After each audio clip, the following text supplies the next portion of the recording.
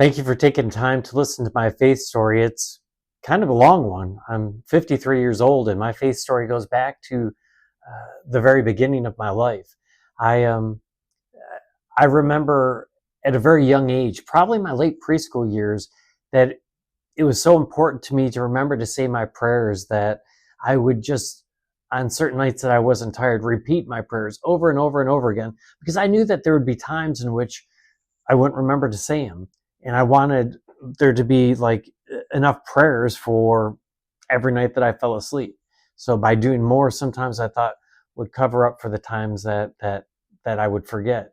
And that was like my late preschool years. I remember in third grade, sitting in church and listening to the pastor preach and just kind of feeling tingles come over me. And maybe a few years later thinking, if I was a pastor, how would I say it? And in my faith walk continued to grow as I grew from a child to young man. From the very beginning, I was baptized as a baby. I never knew a time in which I didn't know God's voice. Just like you and I, we don't remember not knowing who our mom was or our dad was. I was raised in the church. I was baptized as a baby. So I from the earliest memories is I remember there's my mom and there's my dad. I remember that there is God in my life. There's never a time that I don't remember him being in my life. By the time I was in middle school, I kind of felt like God's calling on my heart to become a pastor. And I was pretty spiritual in certainly my high school years. And I had a crazy encounter in my high school years in which I really thought like I needed to experience God's presence. Like something was going on that was so crazy, so life changing. Like, God, if you just show yourself to me, everything will be better. Everything will be all right. And I was at my house by myself that evening. It was dark. It was late at night. My mom and my stepdad weren't there. And as I prayed right there, kneeling by the side of my bed for God to show himself to me, the second I asked him that in prayer, like the lights went off in the house. And I thought, is this coincidence? And at the same time, I just had this weird, eerie feeling like I wasn't there by myself. Eventually, I got the courage to go to the window to see if anyone else's lights were out. It wasn't thunder and lightning. Nothing was going on. And I look across the street. The lights are on. I look to the neighbors to the left, pushing my face up against the glass. Their lights are on. The people on the other side, everyone's lights are on, but my own. And I just asked God to kind of show himself to me. And I felt like he was coming, and it was kind of an uneasy feeling. So I backed back into kneeling by my bed, but this time I've got my back up against the wall because I figured somehow the wall would protect me from God showing up and saying boo. And I felt uncomfortable. I didn't really know the scriptures about like sinners can't be in the presence of God. And so what I asked for was probably somewhat foolish, but I felt God's presence. But that fear of the Lord was upon me. And so I ended up saying, God, never mind. Like I can't I can't stand being able to see your presence. Please just never mind. The second I said that, the lights came back on. That was one amongst many, many times in my life that he's shown himself to me in profound ways. When I was already a pastor, my mom was diagnosed with stage 4 ovarian cancer.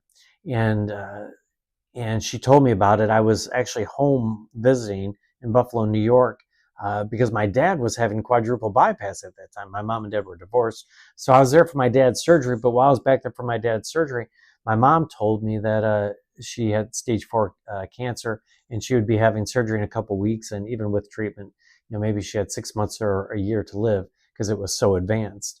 I remember, sharing tears with my mom about this. She was sharing, her sorrow that, she moved me away when her and my dad divorced, and I didn't have necessarily the easiest life. Anyways, we finished that conversation, and as I'm leaving her apartment, heading to then go back home where I was a pastor in Texas, I'm starting to pray to God, God, please, please, just God, please, just God, please. And I think that was just my prayer, like for a minute or two as I'm leaving her apartment, heading out to the parking lot to get into my car. And somewhere along that first minute or two, I hear God's voice, not audibly from the outside, but you hear it inside. I don't know how to describe it other than like when you hear someone talk, a lot of times maybe even their voice will echo in your head. So it's kind of internally hearing what is a voice. And the voice said, your mom will be fine. Don't pray for her. And you might think, why would God tell you not to pray for her? Well, because I think God, like, he had already shown himself to me in a significant way in high school, and some others that I'm skipping just for the sake of time. And he was testing me to see if I believed that my mom was going to be okay. So for the next 2 weeks, I kept trying. Like, I was intuitively, instinctively wanting to pray for my mom. That's all we can do as Christians at times like that, is pray. But God's told me not to. So he's taken away my only tool, my only source of hope that I have. And for those 2 weeks, I would catch myself and I wouldn't pray. I went back for my mom's surgery 2 weeks later, and about an hour into the surgery, I kid you not, the surgeon comes out. It was a woman doctor, and she comes out and she just has her hands like this, and she just starts shaking her head. And I'm just looking, and she says, I've never seen this before in my life. Your mom doesn't have cancer. When we went in there and examined it, it's a self-contained sac of fluid, and your mom's gonna be fine. She's not dying. She doesn't have cancer. Coincidence? I mean, I know it's not. I'll just share one other one, probably the most significant one. But I'm telling you, like, I've got at least half a dozen to 8 or 9 of these crazy stories, and then another dozen or so that's partially crazy, and then all these other just wonders and signs that God has blessed me with throughout my life. But I had been a pastor for about 10 or 12 years, and I started my own church. And we grew really quick. Within 2 years, we went from in my house to a movie theater to a shopping center. We bought about 12 acres of land, and we built a 20,000 square foot building, all within like 3.5 years. We were growing quick. But then after that, it kind of stalled out for a long while. There's many reasons probably for that. But after about maybe 5 or 6 years of being stalled out, so maybe about 8, 9 years into me pastoring the church that I had started, I kind of felt like, you know what, maybe I was the problem. We were growing quickly before, and we weren't now. And so I was really struggling with whether or not I should be a pastor. And it was Ash Wednesday, and I gave everyone clay, and I said, with the clay, I want you to put up on the altar whatever sin you're offering to God, because God will take that sin away from you. For me, I couldn't even put my finger on what was the sin that, like, I wanted to offer up to God. So I made a heart out of clay, and I put the heart on the altar, and that was me just telling God, listen, I don't even know. I don't know if you want me doing this anymore. I don't know if I've messed things up. I don't know if I'm worthy to be a pastor. And to back that story up, about a year earlier, my son had this parakeet, had this bird, and the bird developed a lump on its side, a cyst. And that cyst got so big, it looked like the bird was going to explode. That happened over the course of 6 months. And so I took my son and his bird to the vet, and the vet drained the cyst, stuck a needle in, drained out the fluid. And what the vet told me is if this is cancer, it will come back. The bird will get to the point that the tumor is so big it can't perch anymore, and it's going to die. Or if this is a contusion where the bird maybe hit the cage hard and it kind of bled out a little bit, then it won't come back. It will just be kind of flappy skin. Well, we had the cyst drained, and then over the next 6 months, leading up to Ash Wednesday, the tumor got bigger, bigger, bigger, bigger. It got so big, it was like, if this is me, it was like out here. The feathers, there were no feathers. It was just raw skin. And so from that Ash Wednesday service, I'm offering God up to my heart. I get home that evening, and my wife is in the bedroom with my son, and he's crying, he's upset. I come in to see what's going on, and the bird is like laying on its side in the cage, not dead yet, but laying on its side in the cage. The cyst just hanging out there, and it's in its final throes, right? So I tell my son, go sleep in your mom's room tonight. You go sleep with your mom. I'll stay here with the bird until the bird dies, and I'll take care of it. And so he went distraught in the other room with my wife. I tried to fall asleep in his room that night, but that same weird feeling I had when I was in high school when God showed up, it was going on in that room, and I didn't feel comfortable staying in that room. So I left the room and I went out to the living room and I laid down to try to fall asleep. And normally I fall asleep really quickly when I lay down. And this time I couldn't. And I kid you not, I hear this voice again, kind of like that same voice that told me not to pray for my mom.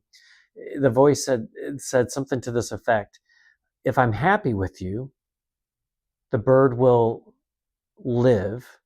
And if I'm not, the bird will die. And then I want you to quit being a pastor, which I was struggling with, and get a different job. And the voice told me to pray that if you're happy with me, the bird will live. And if the bird dies, then I will quit the ministry. And this is Ash Wednesday, 40 days before Easter. This voice is telling me in my head to pray that, like, the bird's already laying on its side, half dead.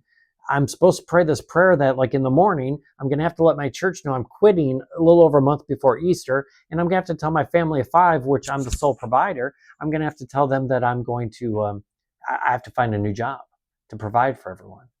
Needless to say, I wasn't willing to pray that prayer. And I couldn't fall asleep. And that voice came back to me a second time. And I couldn't. Thought I had strong faith. I couldn't. That happened literally 4 times, maybe 5. I honestly can't remember if it was the 4th or the 5th time. But after the 4th or 5th time, I thought, you know what, God, I'm certain God's asking me to do this. And even though I don't want to do it, who am I to not do what God asked me to do? So in my mind, I pray this to God. I said, you know that, like, I'm really struggling right now. And if you enjoy kicking someone when they're down, so be it.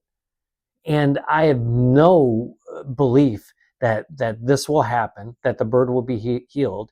And I know that the only way miracles happen is by faith, but I have none that this will happen. But because you are God, and because you asked me this, I'll pray this prayer. And I prayed, Lord, if you're pleased with me, let the bird be healed that's laying on its side in the bottom of the cage.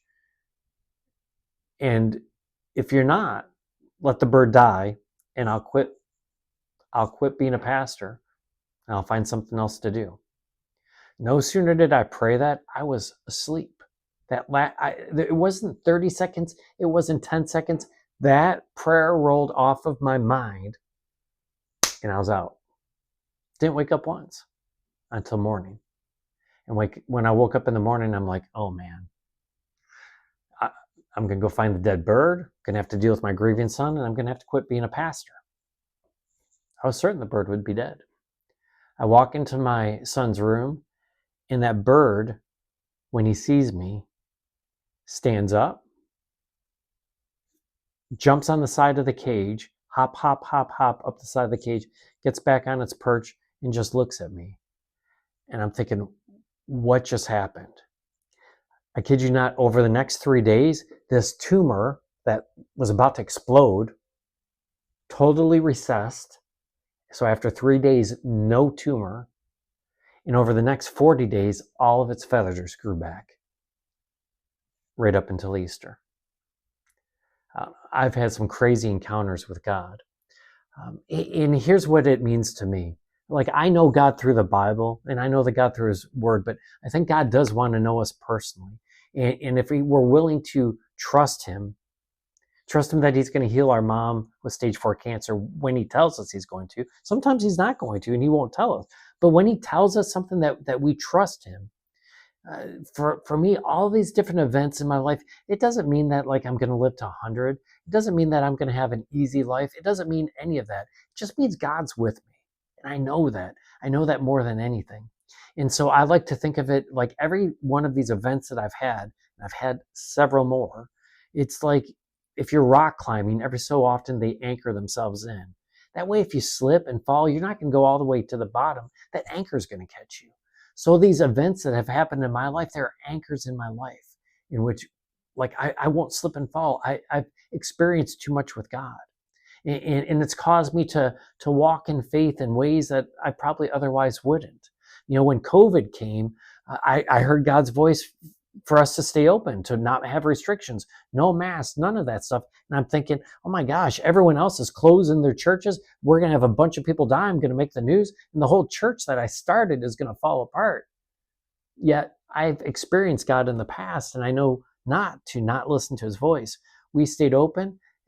To this day, no one has ever died of COVID here. And during that time when everyone was dying, no one died of anything. Not of a heart attack, not of cancer. For 2 years, no one died of it. It was the safest place to be. Totally contrary to sometimes our reason and our logic.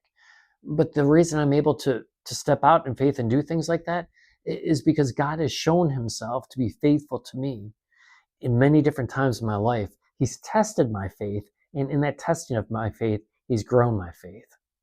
I apologize as it's 15 minutes. I was trying to keep it to 5 minutes, but it just wasn't possible. But thank you for taking time to listen to this faith story. I hope it encourages you and encourage someone else with yours. Thank you, and God bless.